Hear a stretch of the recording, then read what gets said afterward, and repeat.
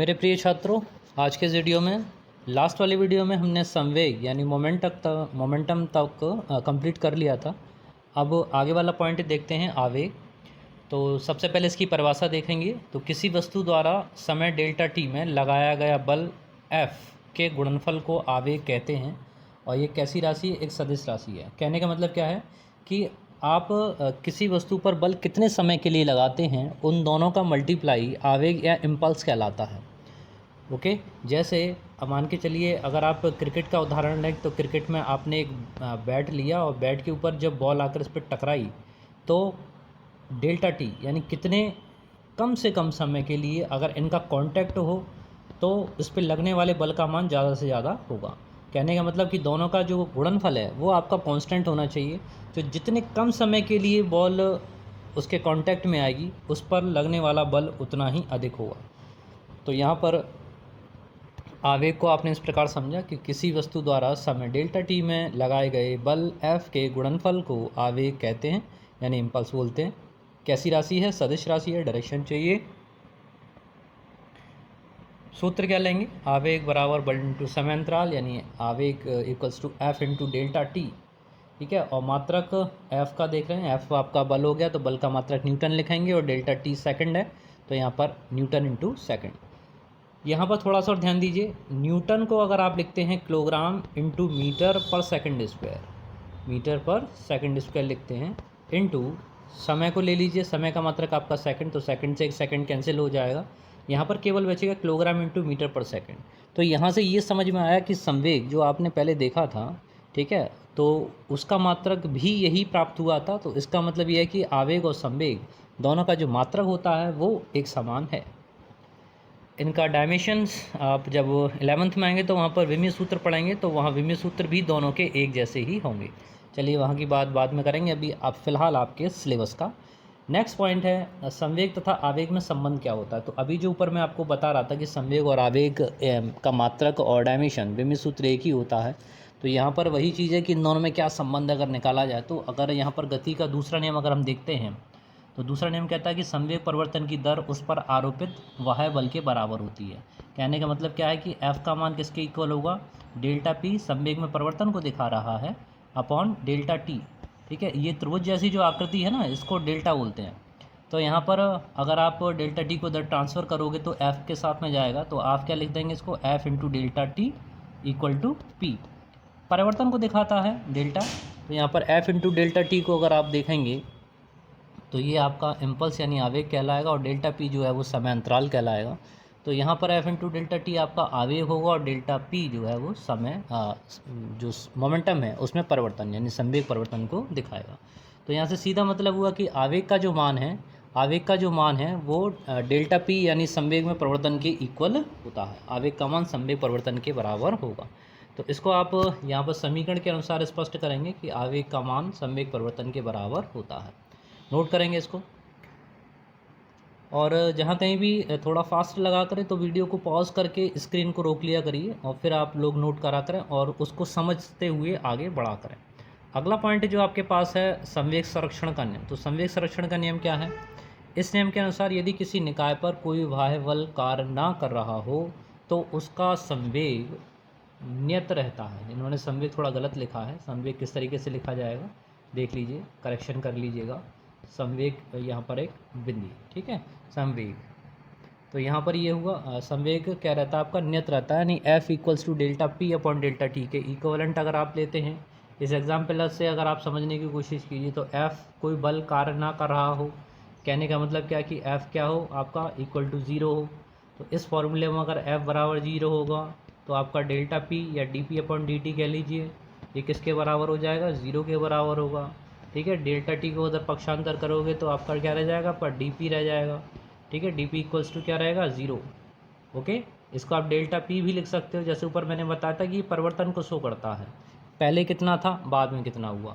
तो अंतिम परिवर्तन कितना? P2, प्रारंभिक परिवर्तन कितना है? P1 है, तो P2 माइनस P1 करेंगे। अब ये वैल्यू ज़ीरो कब होगी? जब ये P1 और P2 दोनों क्या होंगे? एक दूसरे के इक्वल होंगे, बराबर होंगे। उस कंडीशन में आप ये कहेंगे कि P जो है वो क्या है आपका? कांस्टेंट है। P क्या है आपका? नियतांक। कांस्टेंट बोलते हैं नियतांक को। और पी का भी फॉर्मूला सूत्र आपने ऊपर देखा था कि पी बराबर क्या होता है, द्रव्यमान इंटू वेग के होता है। तो इसका मतलब ये है कि एम इंटू वी भी आपका क्या रहेगा, कांस्टेंट रहेगा। ओके, तो यहाँ से एक फार्मूला जो आप ये देख रहे हैं एम बी बराबर नियतांक आपको मिलेगा। कैसे मिला, नियत कैसे हुआ, वो भी चीज़ यहाँ पर शो कर दी गई है। इसी बेसिस पे आप फार्मूला लिख सकते हैं कि m1v1 इक्वल टू m2v2।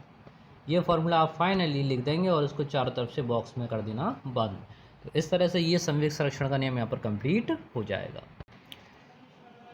इसके बाद अगले पॉइंट में हम लोग देखेंगे न्यूटन के गति विषयक नियम। तो न्यूटन ने किसी भी वस्तु के लिए, जो भी वस्तु गति कर रही हो, उनके लिए निम्न 3 नियमों का उल्लेख किया है। तो उस उल्लेख में सबसे पहले हम लोग देखेंगे प्रथम नियम, जड़त्व का नियम, या इसको लॉ ऑफ इनर्शिया भी कहते हैं, लॉ ऑफ इनर्शिया भी कहते हैं। ठीक है, तो पहला जो नियम है कि इस नियम के अनुसार यदि कोई वस्तु विराम अवस्था में है तो वो विराम अवस्था में रहेगी, और यदि गति अवस्था में तो गति अवस्था में रहेगी, जब तक कि उस पर कोई वाह्य बल ना लगाया जाए।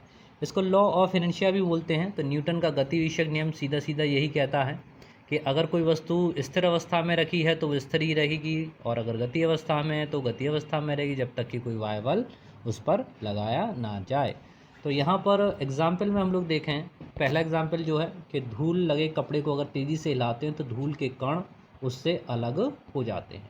ठीक है, जब कहीं भी अगर एक वस्तु को आप हिला रहे हैं, जब कपड़ों को हिला रहे हैं, तो धूल जो है, धूल के कण जो है वो स्थिर अवस्था में रहना चाहते हैं, और कपड़ा जो है वो गति अवस्था में होता है तो वो उससे सेपरेट हो जाता है। इसी तरह से आपने देखा होगा कि अचानक अगर वाहन चला दें तो वाहन चलने में जो बैठे यात्री हैं वो आगे की ओर झुक जाते हैं, और अगर चलता हुआ वाहन हो, अचानक ब्रेक लगा दो तो ब्रेक लगाने पर वो पीछे की तरफ झुक जाते हैं। इन्हीं दो एग्जाम्पल को आप यहाँ पे लिख सकते हैं। तो नंबर 2 डाल के आप यहाँ पे लिखेंगे, अचानक वाहन के चल देने पर उसमें बैठे यात्री पीछे की ओर झुक जाते हैं। इसी तरह से तीसरा पॉइंट लिख लीजिएगा, तीसरा उदाहरण, चलते हुए वाहन में अचानक ब्रेक लगा देने पर उसमें बैठे यात्री आगे की ओर झुक जाते हैं। तो ये दोनों बहुत ही सरल एग्जाम्पल हैं। बाकी एक एग्जाम्पल और ले सकते हैं, अगर किसी फल का वृक्ष है तो उसकी अगर डाली को हिलाया जाए तो उसके ऊपर जो फल लगे हुए हैं वो उससे अलग हो जाते हैं। कोई कांच का गिलास रख लीजिए, एक कांच का गिलास लीजिए, उस कांच के गिलास के ऊपर एक शीट रखिए, ठीक है, और उसके ऊपर एक सिक्का रख दीजिए, कॉइन। अगर आप इस कांच के गत्ते को तेज़ी से खींचते हैं तो सिक्का गिलास के अंदर गिर जाता है, गत्ता आपका गति अवस्था में आ जाता है, सिक्का जो है स्थिर अवस्था में रहना चाहता है। तो यहाँ पर भी पहला नियम यानी जो जड़त्व का नियम है वो यहाँ पर फुलफिल होता है, पूरा होता है। आते हैं दूसरे नियम पे, गति विषयक द्वितीय नियम। इसको दूसरे शब्दों में संवेग परिवर्तन का नियम भी कहते हैं। ठीक है, संवेग परिवर्तन का नियम क्या मतलब है कि अगर कोई वस्तु द्रव्यमान जिसका m है, प्रारंभिक वेग उसका u है, अंतिम वेग आपका उसका v है, तो इसमें अंतर ये पड़ेगा कि प्रारंभिक संवेग अगर उसका निकाला जाए तो किसके निकलेगा, द्रव्यमान इंटू वेग के बराबर निकलेगा। जैसे भी ऊपर आपने परिभाषा देखी, तो प्रारंभिक है इसलिए से p1 से दिखा दीजिए। इसी तरह से अंतिम वेग अगर u से बदल के v हो जाता है तो वो उसका अंतिम संवेग m इंटू वी हो जाएगा। ओके, यहाँ पर अगर परिवर्तन आप निकालें डेल्टा p का मान, तो p2 माइनस p1 करेंगे, तो p2 में से p1 को आपको माइनस करना है, p1 को आप माइनस कर दीजिए, m कॉमन आएगा तो क्या आ जाएगा, m v माइनस u। देख लीजिए समीकरण में सामने दे रखा है, तो पहले परिभाषा नोट कीजिएगा अपने पास में। तो इस नियम के अनुसार किसी वस्तु के संवेग परिवर्तन की दर, the rate of change of moment, it is equal to the applied external force, उस पर आरोपित बाह्य बल के बराबर होती है। ठीक है, सभी लोग ध्यान से नोट कर लीजिए, उसको याद कर लीजिए, काफ़ी इंपॉर्टेंट लॉ हैं तीनों ही, हमेशा ही आपके काम आएंगे। किसी भी कंपटीशन की तैयारी कर रहे हो उसमें ये नियम सभी आपके दिमाग में रहने चाहिए। तो यहाँ पर है कि कोई वस्तु m द्रव्यमान की वस्तु का प्रारंभिक वेग u है, डेल्टा t समय पश्चात f बल लगाने से उसका वेग v हो जाता है, तो प्रारंभिक संवेग p बराबर m इंटू यू, और अंतिम वेग आपका p बराबर, ये इस बच्चे ने यहाँ ये ले लिया इसको, ठीक है, ये अंतिम वेग v हो जाता है। अंतिम संवेग की कहानी से नहीं, नीचे की तरफ लिखेंगे। ठीक है, तो इसके जस्ट बाद में आप लिखेंगे ये वाली लाइन, संवेग प्रारंभिक संवेग p equals to m into U, अंतिम संवेग p equals to m into V. संवेग परिवर्तन डेल्टा p किसके बराबर होगा, p2 माइनस p1 करिएगा इसको। और दर का मतलब है संवेग परिवर्तन की दर, जहाँ भी दर शब्द आए वहाँ पर समय दर का मतलब डेल्टा t को उसके साथ भाग लगाना है। तो delta p upon delta t आप यहाँ पे करेंगे, तो यहाँ डेल्टा p का मान आप जब यहाँ पर लगाएंगे तो m v माइनस यू। यहाँ पर आपने देखा P2 और P1 के मान जब लगाएंगे तो m को कॉमन लीजिए, ब्रैकेट में बचेगा v माइनस यू, तो यहाँ पर आ जाएगा mv माइनस यू। क्लियर है? तो ये हुआ संवेग परिवर्तन की दर। अब इसमें आप देखें कि v माइनस यू, ठीक है, तो यहाँ पर क्या किया कि पीछे आपने देखा कि delta p upon delta T equals to M v minus U upon delta T. अब केवल इतना फैक्टर अगर देखा जाए तो यहाँ पर ये लिखा हुआ, परंतु v minus U upon delta T बराबर किसके, a के। तो क्या करें, इस पूरे फैक्टर की जगह v minus U upon delta T की जगह पर क्या कर देंगे, a रखेंगे, तो m इंटू ए आपको यहाँ पर मिलेगा। अब ज़रा देखें f equals to M A होता है, तो यानी इस एम ए की जगह पर आप क्या लिख देंगे, f लिखेंगे। तो यहाँ से सीधा सीधा क्या मिल गया आपको कि delta P upon delta T is equals to F के बराबर होगा। यही स्टार्टिंग वाली डेफिनेशन आपसे कह रही थी।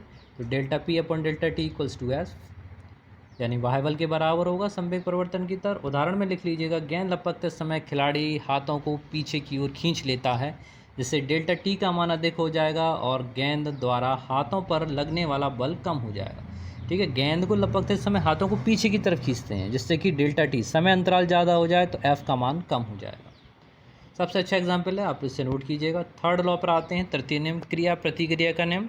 और इस नियम के अनुसार क्या है कि प्रत्येक क्रिया की उसके बराबर परंतु विपरीत दिशा में प्रतिक्रिया होती है। कहने का मतलब है कि अगर आप किसी वस्तु पर बल लगाते हैं तो वह वस्तु भी आप पर उतना ही बल लगाएगी, लेकिन उसकी दिशा कैसी होगी, विपरीत।